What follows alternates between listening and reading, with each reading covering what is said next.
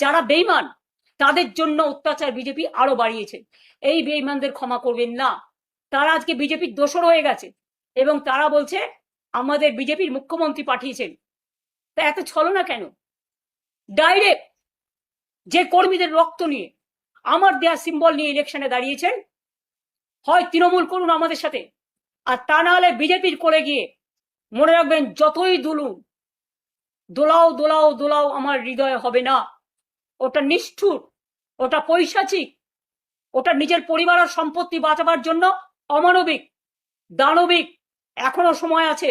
বিজেপির কোলে আশ্রয় না নিয়ে নিজের ঘরে ফিরে একবার পরিবারকে প্রশ্ন করুন, একবার মানুষকে প্রশ্ন করুন। এবং যে কর্মীরা মার খেয়েছে মনে রাখবেন এরা আপনাদের জন্য একদিন রক্ত দিয়েছে, আপনাদের বুথে এজেন্ট হয়েছে, আপনাদের পোলিং এজেন্ট হয়েছে, আপনাদের কাউন্টিং এজেন্ট হয়েছে।